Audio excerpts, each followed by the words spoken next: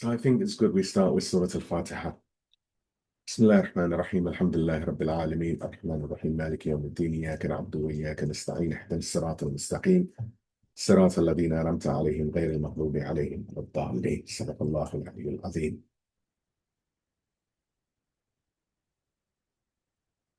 أعوذ بالله السميع العليم من الشيطان اللعين الرجيم بسم الله الرحمن الرحيم الحمد لله رب العالمين وصلى الله على سيدنا محمد وعلى آل بيته الطيبين الطاهرين ولعن الله ولا أعدائهم أجمعين من الأولين والآخرين آمين يا رب العالمين. السلام عليك يا أبا عبد الله وعلى الأرواح التي حلت بفنائك، عليكم منا جميعا سلام الله أبدا ما بقيت وبقي الليل والنهار، ولا جعله الله آخر العهد منا لزيارتكم. السلام على الحسين وعلى علي بن الحسين وعلى أولاد الحسين وعلى أصحاب الحسين. Peace be upon you, O Aba Abdullah, and upon the souls who have gathered in your courtyard.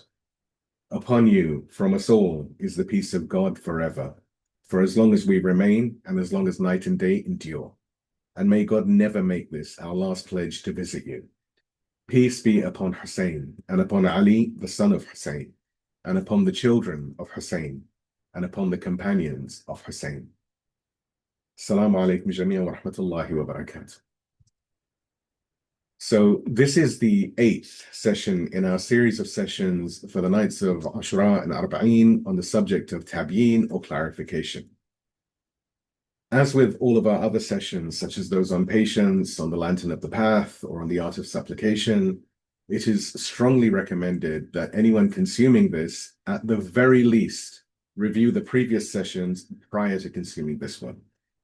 This is because of the nature of the discussion, and the manner of discourse really requires that each part build upon the ones that came before, so as to avoid any confusion, misunderstanding, and any invalid assumptions that can lead to what would be the antithesis of tabyeen or clarification. While we do have a recap for each session, the recap is highly summarized, and to get the full nuance, the previous sessions will need to be consumed, studied, and reflected upon. Nevertheless, if I can get a salawat ala Muhammad wa ala Muhammad, we can have a quick recap of the previous session. اللهم صل على محمد وآل محمد. So the previous session, we spoke about methods and types of clarification. And we expanded our exploration of tabyeen from the internal ethics of the clarifier to the external methods through which the truth is communicated effectively. Grounded in Qur'anic wisdom, prophetic tradition, and the insights provided by Imam Khamenei, we identified several essential pathways for clarification. We affirm that clarification is not mere speech, but rather it's a divine responsibility and a sacred invitation or da'wah, demanding wisdom, demanding sensitivity, and deep spiritual insight. Drawing inspiration from the prophetic model, we recalled Imam Ali's description of the Prophet as a physician who carried healing precisely to where it was most needed. True clarifiers similarly diagnose societal and spiritual ailments, prescribing truth with compassion and discernment. The importance of audience sensitivity was stressed. Real clarification requires understanding the listener's intellectual and emotional context. Speaking not merely to inform, but to resonate and inspire genuine transformation. We emphasize that effective communication must be rooted in empathy and kindness, consistent with the Qur'anic injunction to speak beautifully and meaningfully. We also examine the irreplaceable power of face-to-face interaction, recognizing the prophetic tradition of direct, personal engagement. Yet acknowledging contemporary realities, we noted that restrictions and monopolization in many centers and masajids necessitates creative alternatives. In such circumstances, digital platforms, webinars, virtual conferences, and online education have become essential tools of clarification, though they must always remain, in as far as is possible, complementary to real-world interactions.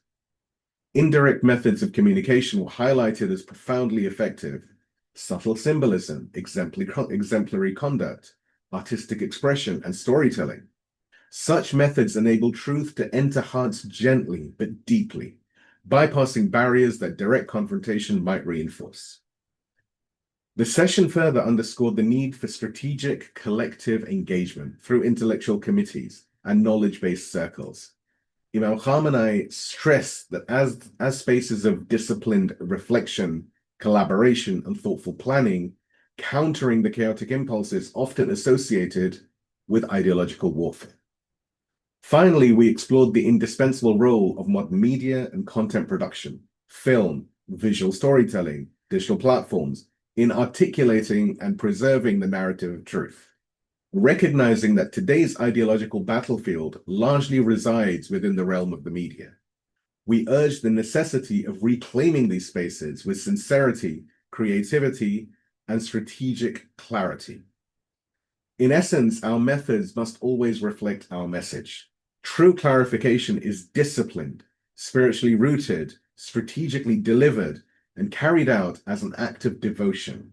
It honors the legacy of Prophet Muhammad and the Ahlul Bayt, embodying not mere communication, but rather sacred service. Please give me a salawat and we move on to the main part of today's session, which is about the subjects that are in need of clarification.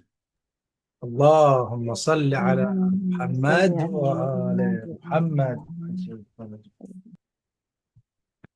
So the act of tabyeen, of clarification, is not a mere academic function. It is a sacred duty embedded in the Qur'anic mandate and the prophetic tradition. However, before one embarks upon this mission, a vital question must be asked. What is it that must be clarified? It is not enough to speak. It is not even enough to speak truthfully. The duty is to speak what is most needed, at the time it is needed, with the clarity, courage, and spiritual depth the moment demands. The Quran reminds us of this divine standard. In Quran, in Surah Al-Kahf, the chapter of the cave, the 18th chapter of the Quran, verse number 29, Allah subhanahu wa ta'ala, He says, "And say, the truth is from your Lord." To say the truth is one thing. To know which truth must be said now and at what cost is another matter entirely. In every age, the enemies of truth attack certain foundations, and so the divine response must prioritize those very points. When Tawheed is under attack, it must be clarified. When the authority of Ahlul Bayt, peace and blessings be upon them, is denied or distorted, it must be clarified. When secular ideologies penetrate the hearts and minds of the believers, and when wilayah is pushed to the margin of religious discourse, those must become the subjects of our speech. The believer must not be a passive commentator on safe topics. The speaker, the writer, the scholar, they are not meant to play the role of a cultural ornament or an entertainer. They are meant to be the heirs of the prophetic role. In Quran, in Surah Al-Ahzab, the chapter of the Confederates, 33rd chapter of the Quran, verse number 39, Allah subhanahu wa ta'ala, He says, "Those who convey the messages of God and fear Him, and do not fear anyone but God." It is not difficult to find someone speaking. What is rare is the one who speaks with precision, relevance, and fearlessness. Many may deliver lengthy speeches on arcane theological points or commentaries on ritual, while the real ideological battle over the soul of Islam rages unanswered. Their words may be technically correct, but strategically misplaced. As Imam Ali, peace and blessings be upon him, has said, and this is again from Nahj al-Balagha, and as with all of these sessions, the write-up contains all of the citations and references, and I recommend everyone take a look at the write-ups as well. So Imam Ali says, "Speech is in the heart, and the tongue is only a sign of what is in the heart." True clarification is not about filling time or pleasing an audience. It is about carrying the burden of the message, whether it is welcomed or whether it is resisted. It is about striking where the confusion lies. It is about lifting the veils that have been deliberately cast over the light of truth. Imam Ja'far as-Sadiq, peace and blessings be upon him, described the duty of speaking clearly in the face of danger. A man speaking the truth whether it is for or against him, is an act of worship. So again, we ask, not as a rhetorical question, but as a divine imperative. What is it that must be clarified today? Is it the rules of ablution? Or is it the divine system of governance? Is it the method of ritual prayer? Or is it the protection of Muslim identity against the ideological warfare of modern jahiliyyah or ignorance? Is it the historical minutiae? Or is it the clarification of the role of the Imam and the distortion of religion under the guise of reform? These are not accusations, but soul-searching questions, and they must be asked with honesty. For if the field of clarification is not rightly prioritized, then confusion will prevail, and our speeches, no matter how eloquent, will become background noise in a world drowning in deception. This question is not posed in order to wound or cause discomfort. Rather, it is posed because our responsibility is sacred, and the sacred deserves precision. Let us now look at the priorities of clarification. So what are the subjects that must be clarified today? This question can only be answered by understanding the current intellectual battlefield. Clarification must address the threats of the time, not the theoretical debates of the past, nor the peripheral topics of comfort or convenience. What requires clarification today is what is under direct assault, such as the identity of the Muslim, the system of divine leadership or wilaya, the relationship between religion and politics, the distortion of religious thought, and the dismantling of Qur'anic civilization under the banner of modernity. In every age, there are central truths that the enemies of truth target first, because these truths uphold the dignity, coherence, and direction of the community of the Ummah. To leave them undefended is to surrender the heart of Islam while polishing its outer shell. The Holy Quran gives a very powerful metaphor for this principle. In Quran, in Surah Ibrahim, the chapter of Prophet Abraham, 14th chapter of the Quran, verse number 24. Allah subhanahu wa ta'ala, he says, God sets forth a parable. A good word is like a good tree. Its roots are firm and its branches reach to the sky. The enemy does not waste effort pruning leaves. It targets the root. And so must we in our clarification. Many, unfortunately today, fall into the error of misplaced focus. They clarify issues that may once have been contentious, but are no longer a source of mass confusion. For example, explaining the obligation of prayer or the virtues of fasting, while noble and necessary in certain contexts, is not a sufficient response to an era in which the very role of Islam in society is being questioned.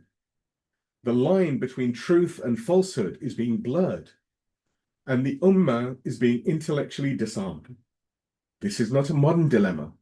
Imam Ali ibn Abi Talib, peace and blessings be upon him, in his letter to Malik al-Ashtar, warned against scholars who focus on technicalities while neglecting the crisis of justice and governance. Naj Balagha Amir al-Mu'mineen, he writes, verily the most wretched of people in the sight of God on the day of judgment is the tyrannical leader who leads others astray and leaves behind a legacy of oppression for the Ummah to bear. This is the standard. Clarify what protects the Ummah, not what earns applause or avoids controversy. It is reported from Imam Baqir, who says, whoever interprets a verse of the Book of God based on his own opinion has committed disbelief. The implication is clear. Clarification is not personal opinion or cultural appeasement. It is anchored in divine purpose and must serve the aims of the prophets and the Imams. So we must ask, are we clarifying what God expects of us now?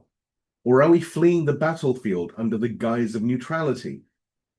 If wilaya is being ridiculed and denied in public discourse, but we remain focused on minor jurisprudential details that are already well understood, then our silence is not caution. It is in fact negligence. If the system of taghut, or false authority, is being legitimized before our very eyes, and we fail to clarify the difference between divine justice and political manipulation, then we are not scholars. We are mere shadows. This does not mean that jurisprudence, theology, or spirituality have no role. On the contrary, they are essential, but they must be wielded in response to the need of the hour. When the ummah is bleeding from ideological confusion, we must offer the medicine that heals, not the one that soothes the symptoms already cured. Imam Sadiq has taught us, when the scholar does not act upon his knowledge, his admonitions slip from the hearts, just as rain slips from a polished stone. The speech of such a person may be technically correct, even beautiful, but it has no weight because it misses the moment. So let it be known today, clarification must prioritize the root causes of deviation. It must confront false modernities, expose ideological colonization, reaffirm the necessity of divine governance, and restore the rightful role of Islam as a system of life, not a private belief. Anything less is cosmetic scholarship in a time of an existential war. Please give me a salawat and we move to the subject of the danger of irrelevant speech. اللهم صل على محمد اللهم صل على وآل محمد محمد. وآل محمد. It must be said, and said clearly, that one of the greatest misfortunes of our time is the phenomenon of scholars, speakers, and intellectuals who speak frequently, yet say very little that actually matters. They do not lie, nor do they intentionally misguide. Their speech may be accurate, eloquent even emotionally stirring, but it is irrelevant to the central crisis of the age. This irrelevance is not harmless. It is a form of dereliction, because it creates the illusion that the duty of clarification is being fulfilled, while the truths that require defense are left abandoned. Imam Ali once remarked on the tragedy of misplaced priorities. Again, from Nahj Balagha, Imam Ali says, "The beginning of tribulations lies in desires that are followed and rulings that are innovated in contradiction to the Book of God." When the religious discourse avoids clarifying the roots of fitna, corruption, or sedition, and instead becomes a platform for safe, socially accepted commentary, the entire purpose of religious leadership is compromised. The speaker becomes a tranquilizer rather than a truth teller. He soothes the audience while the fire around them rages. This condition stems from a profound lack of courage and insight. Some fear public backlash. Others fear the displeasure of institutions or donors or regimes. Many prefer the praise of the people to the approval of God, even if subconsciously. But in all cases, the result is the same: irrelevance masquerading as religious service. The Quran warns of those who fail to uphold divine duty out of fear. In Quran, in Surah Al-Ma'idah, the chapter of the table spread, 5th chapter of the Quran, verse number 44, Allah subhanahu wa ta'ala, He says, "So do not fear the people, but fear me." And Imam Baqir, peace and blessings be upon him, described the hallmark of the true scholar in contrast. Whoever acts upon what he knows, God will teach him what he does not know. Action brings insight, but cowardice breeds confusion.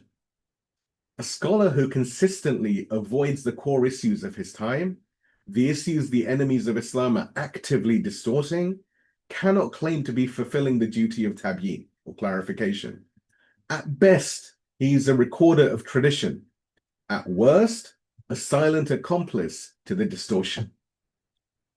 Now, this is not a call for recklessness.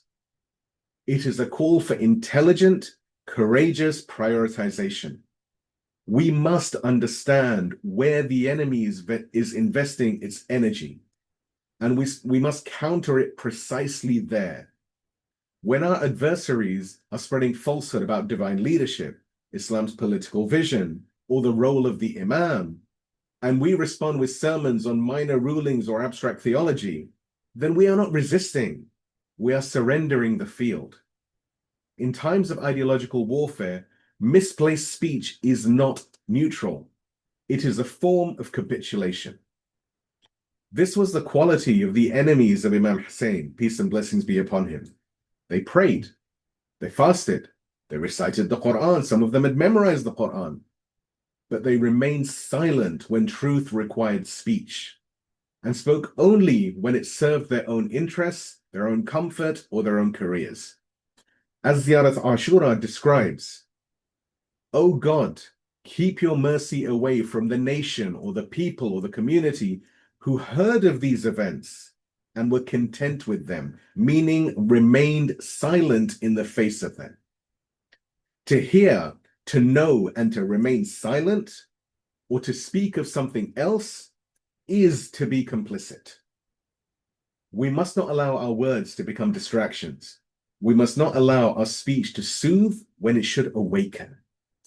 Clarification is not a decorative act. It is an intervention. And if we fail to intervene where the pain is most acute, we risk becoming religious bystanders while the ummah, the community, bleeds out. Let us now look at the role of timing and context. There are many times when a topic in and of itself is sound and valuable. It may be rooted in Qur'anic verses, validated by hadith, or drawn from the lives of the righteous. But if it is raised at the wrong moment, or in place of something more urgent, it becomes a form of distraction, even if unintentionally.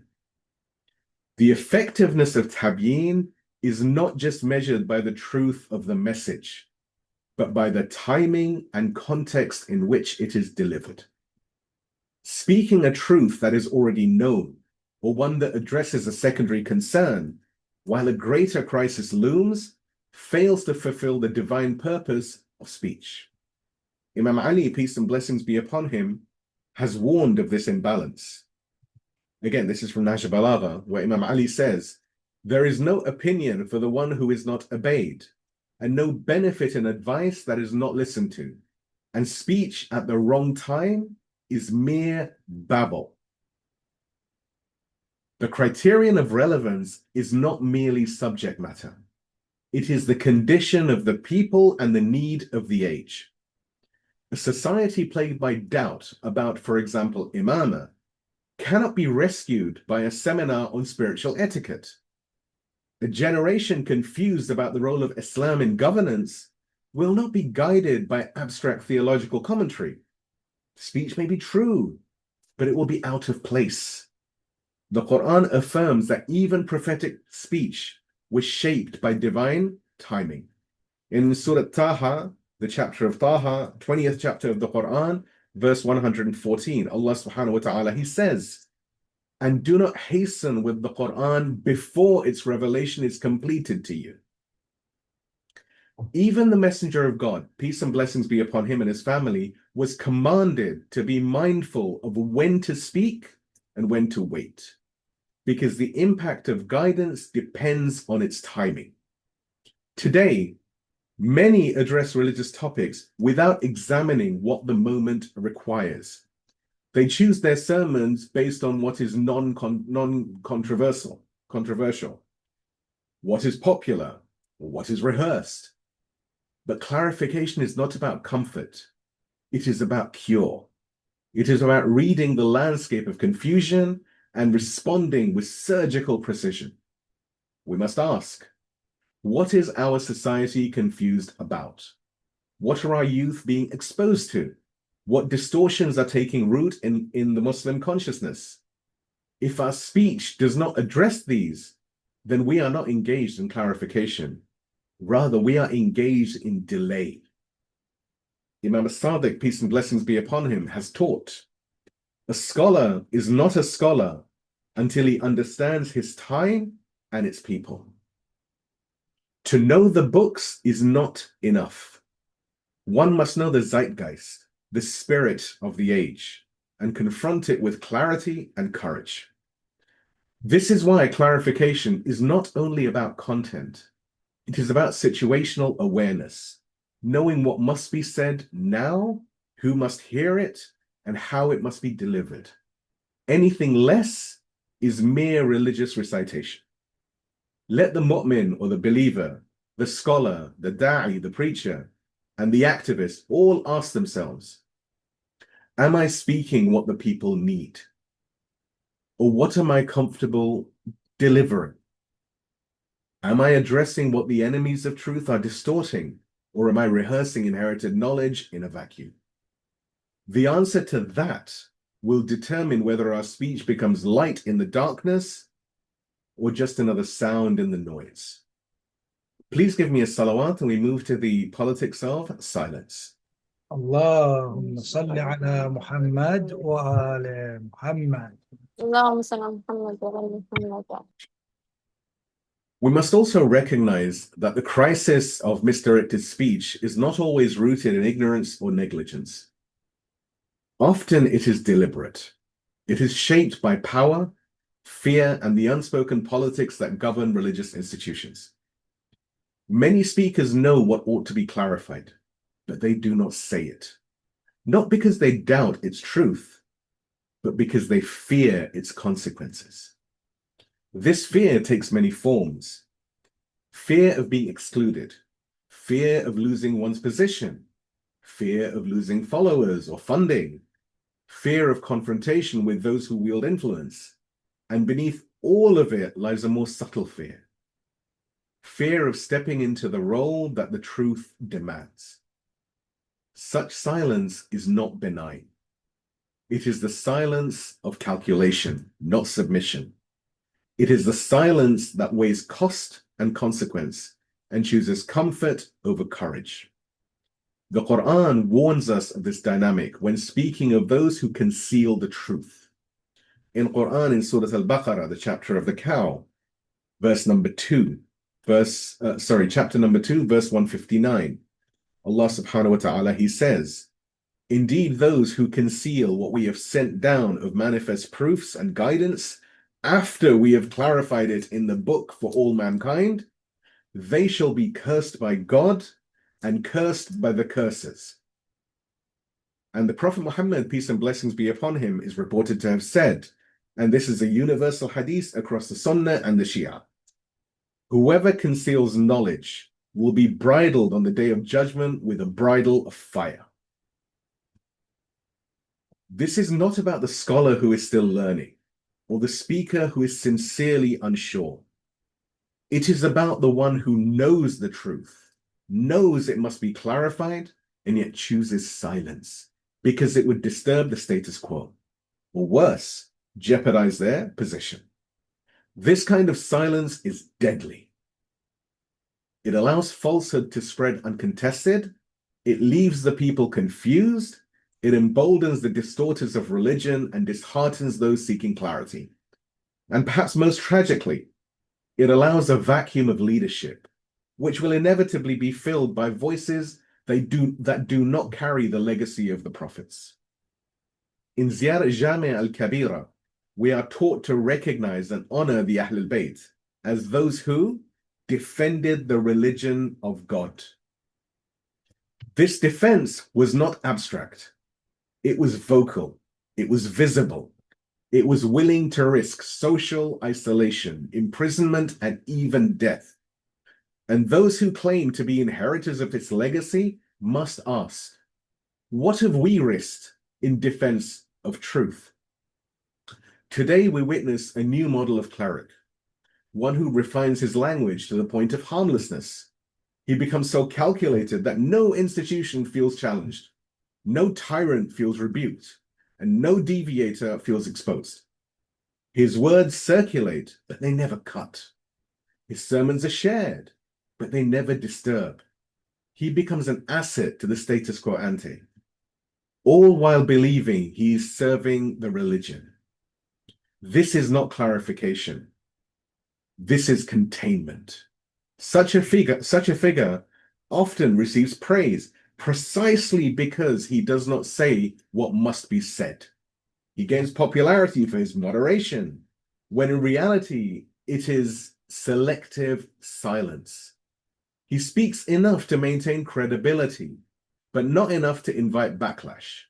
He becomes a master of soft tones and vague generalities, all the while ensuring that he remains comfortable and unthreatened. Let us now look at displacement and misdirection. When the obligation of Tabyeen is avoided, it rarely results in total silence. Indeed, it is displaced, replaced with something safer, easier, or more socially acceptable. The speaker does not retreat from the pulpit, he simply changes the subject. This is the danger of misdirection. The act of clarification continues outwardly, but inwardly it has been emptied of its purpose. It no longer strikes at falsehood, nor does it unveil confusion. It no longer aligns with the divine call to expose error and uphold truth. Instead, it becomes a well-packaged diversion. The Quran exposes this pattern in the behavior of past religious leaders.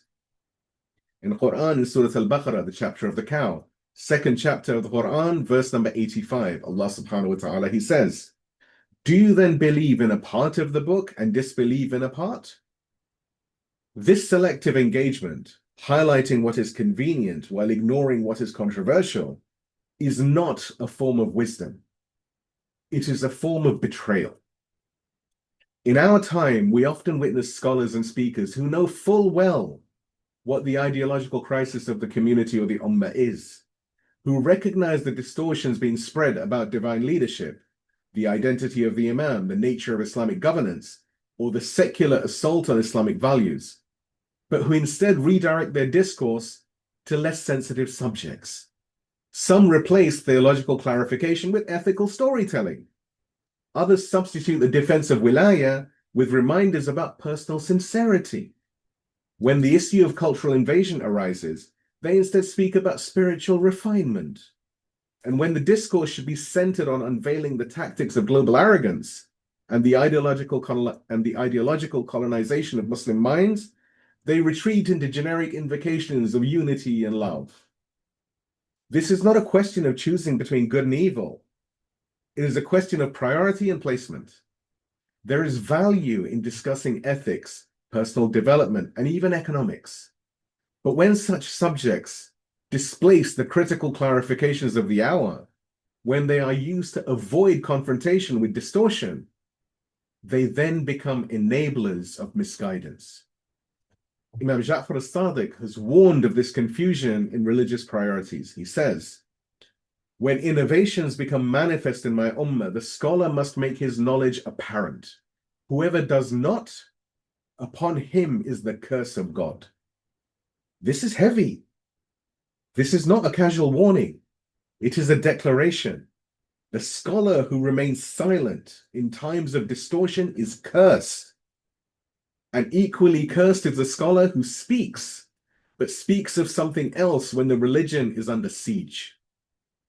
It is not uncommon to see someone discuss akhlaq, ethics, manners, morals, virtues, while the principles of Qur'anic governance are being undermined. To speak of unity when falsehood is masquerading as reform. To invoke spirituality when the people are drowning in cultural invasion and secular seduction. To speak of the economy when the battlefield is the realm of values and beliefs. These are not isolated incidents. They form a pattern of avoiding clarity under the guise of wisdom. And so, we are left with a religious discourse that is elegant in delivery, but vacant in direction. It speaks often, but clarifies little. It pleases many, but awakens none. It moves the tongue, but it does not stir the conscience. Please give me a salawat and we move on to the consequences of avoidance. اللهم صل على محمد وآل محمد.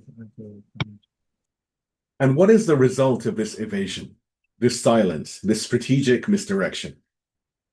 The result is that the truth remains veiled. The distorters of religion grow confident. The ideological colonizers find no resistance, and the believers, especially the youth, are left vulnerable, unarmed, and uncertain.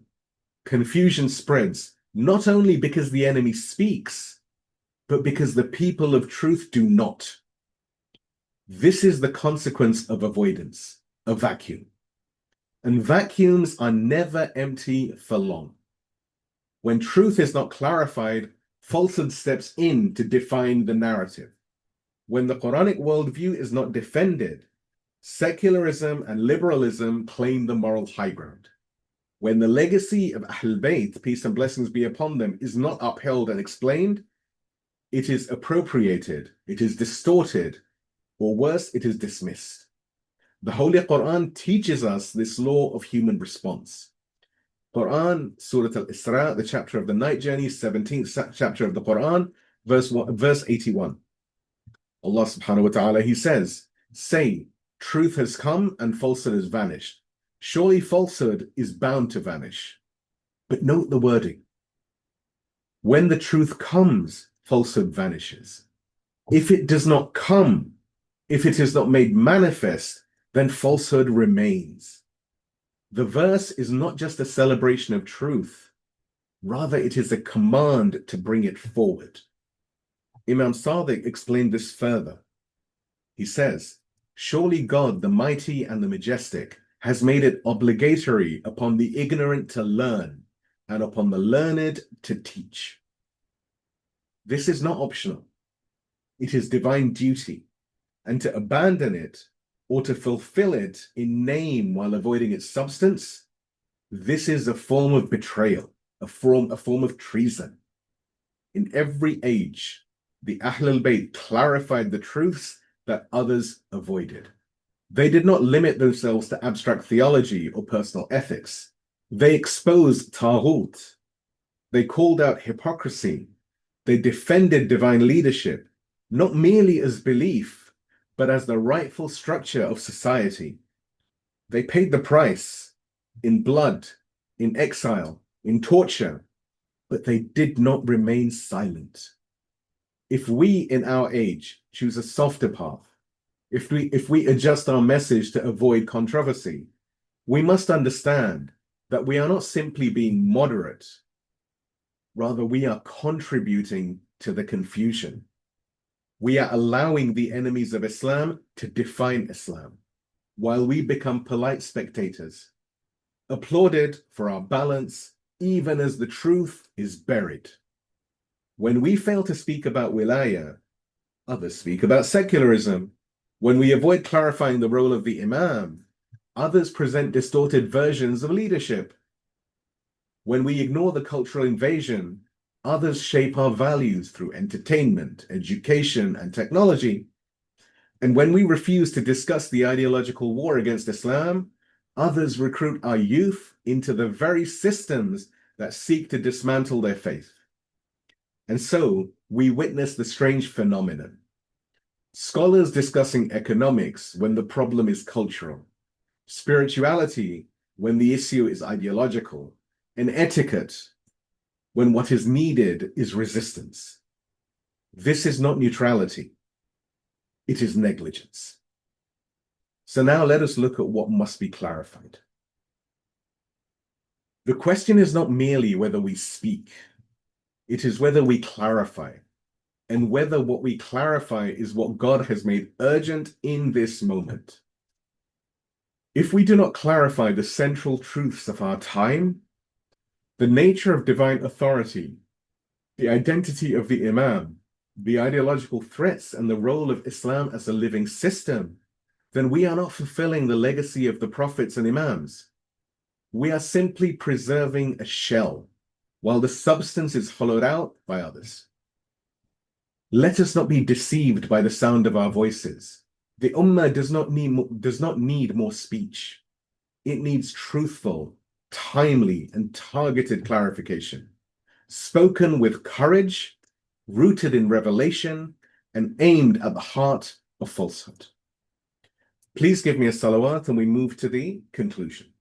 اللهم صل على محمد وآل محمد وعجل فرجه. So the subject's in need of clarification. If the mission of Tabyeen is to cut through confusion, expose distortion, and protect the ummah or community from ideological erosion, then it must begin with a question of conscience. Are we clarifying what truly needs to be clarified? This is not a theoretical concern. It is the very line that separates speech which uplifts the religion from speech which pacifies the people. In every age, the duty of the righteous has not been merely to speak, but to speak what is timely, targeted, and terrifying to the oppressors. When the enemies of Islam distort the role of the Imam, we must clarify wilayah. When they strip Islam of its political vision, we must reassert the prophetic model of governance. When they reduce religion to ritual, we must unveil its revolutionary soul. This is not extremism. This is fidelity. But this duty is not without costs. It demands courage, clarity, and insight. It requires that we defy the pressures of institutions, audiences, and even our own comfort.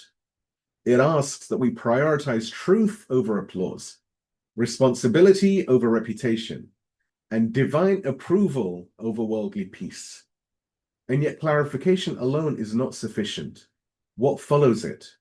Once the truth has been clarified, once falsehood has been unmasked, and the duty made plain, then what is the response that is demanded of the listener?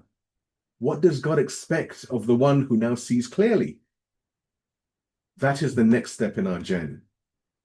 Just as there are subjects that demand clarification, so too are there responses that are expected. Responses rooted in faith, guided by insight, and protected from deviation. So in the next session, we will ask, what are the right responses to clarification? What distinguishes the insightful from the blind, the grateful from the arrogant, and the loyal from the betrayer? And how does the Qur'anic model of response differ from mere intellectual agreement or emotional enthusiasm? Clarification is the beginning. Response is the test. Please give me a salawat and we move on to the supplication eulogy, which today is titled The Prophet's Reflection about Ali al-Akbar. اللهم صل على محمد وآل محمد. In his name, the Lord of the martyrs and the truthful. O God, send your blessings upon Muhammad and the family of Muhammad. O God, how many hearts can break in Karbala? How many fathers can bury their sons while still standing? Tonight, we remember the one whose face resembled the Prophet, not just in beauty, but in character, in courage, in speech, and in light. Ali al-Akbar, the eldest of the martyrs from the Prophet's blood. O my Lord, what did Husayn see when he looked into his son's eyes? Did he see the Quran descending? Did he see the call of Medina again? Did he hear in his voice the echo of his grandfather? They said, whenever we longed to see the Prophet, we looked at Ali al-Akbar. O God, the Imam sent him to the battlefield, but not without the weight of grief. He raised his hands and said, O God, bear witness against these people. There has come to them a youth most similar to your Prophet. Whenever we missed him, we looked at this boy. And he gave him permission, but with a heart bleeding before the swords had fallen. O my Lord, Ali al-Akbar rode out, not with fear, but with poise, not with the pride of lineage, but with the humility of prophethood. He fought fiercely. He cut through the enemy like light through darkness. He returned once, thirsty and breathless, and Husayn wept and placed his tongue in his son's mouth. Soon, O son, your grandfather will quench your thirst, and you will never thirst again. Then he went back, and the sword surrounded him. One struck his head and split it open. He cried, "O my father, accept my salam." Husayn ran. He threw himself to the ground, held the broken body, and cried, "O my son, O the light of my eyes, oh, on whom shall I call now, Ali, O Ali?" And when he brought his body back, the women of the camp wailed, for the Prophet's light had been extinguished. "O Imam of our time, will you not raise your voice for the blood of the one who resembled your Prophet? Will you not call for vengeance for the broken heart of your grandfather Husayn? Let us be among those who resemble the Prophet in faith. Let our youth be like Ali al-Akbar in resolve. Let us answer the call of truth with the poise of those who know where they come from. O God, make us among those who resemble your Prophet in word and deed, in struggle and worship, and grant us a gaze from the eyes of Husayn as he looked upon his slaughtered son. Tonight we remember the father who buried the one who looked most like the messenger of God. We remember the boy who gave his blood as a final resemblance of the Prophet to a world that had turned its back on his truth. Tonight we say, let us carry his light. Let our lives resemble his courage. Let our hearts resemble his purity. Let us die like Ali al-Akbar, with our faces towards Karbala and our eyes fixed on eternity. وآخر الدعوان عن الحمد لله رب العالمين والسلام عليكم ورحمة الله وبركاته.